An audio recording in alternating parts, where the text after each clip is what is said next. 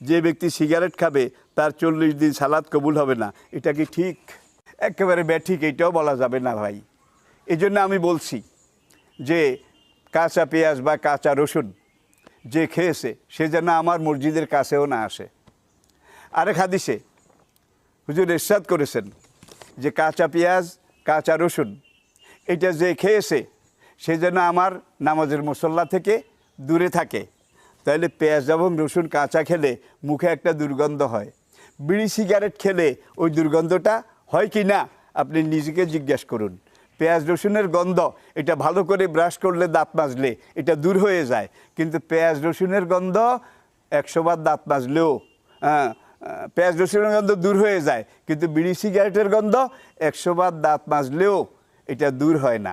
এরপরে আসুন, পেঁয়াজ রসুন যারা খায় তাদের কাপড় চোপড়ে পেঁয়াজ রসুনের গন্ধ হয় না, কিন্তু সিগারেট বিড়ি যারা খায়, তামাক যারা পান করে তাদের কাপড় পোশাক আশাক এগুলোর মধ্যে বিড়ি সিগারেটের গন্ধ এটা হয়ে যায়, তাদের নিঃশ্বাসের মধ্যে বিড়ি সিগারেটের গন্ধ এটা হয়ে যায়, পেশাব পায়খানার মধ্যে বিড়ি সিগারেটের গন্ধ এটা হয়ে যায়। আর মদ, ইয়াবা, নেশা, যত রকমের নেশা আছে সব নেশার প্রাইমারি স্কুল হলো বিড়ি সিগারেট। এখান থেকেই কিন্তু শুরু। কচু গাছ কাটতে কাটতে ডাকাইত হয়, এই বিড়ি সিগারেট এখান থেকে গাঁজা, গাঁজার পরে ইয়াবা, ইয়াবার পরে পাপি, পাপির পরে মদ, মদের পরে এটা, মদের পরে এটা। তাহলে বোঝা গেল বিড়ি সিগারেট এটা হলো নেশা জগতের প্রাইমারি স্কুল। আর আজকে চিকিৎসা বিজ্ঞানের মুসলিম অমুসলিম সবাই এক কথায় স্বীকার করেছে যে তামাক, সিগারেট, বিড়ি এটার মধ্যে নিকোটিন আছে।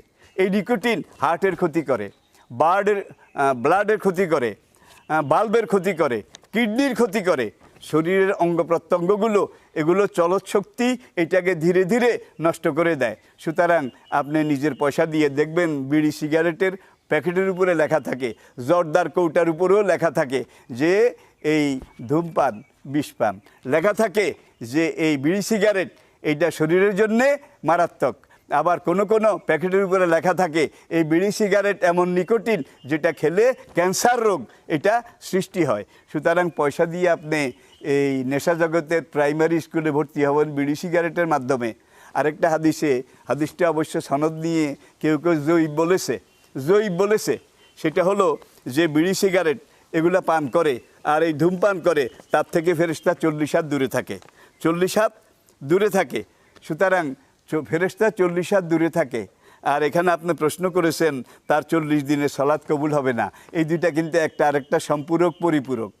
আর আপনি সিগারেট বিড়ি খাওয়ার মতো একজন লোক মসজিদে গিয়ে ঢুকেছেন, এখন আপনার মুখ থেকে, আপনার নিঃশ্বাস থেকে বিড়ি সিগারেটের গন্ধ আসে, ফেরেশতারা আপনাকে লানাত করে। আপনার ডানে বামের মুসল্লি তারা গন্ধে কষ্ট পায়। সুতরাং যেটা আল্লাহ হারাম করেছেন এটার মধ্যে পজিটিভ দলিল আছে।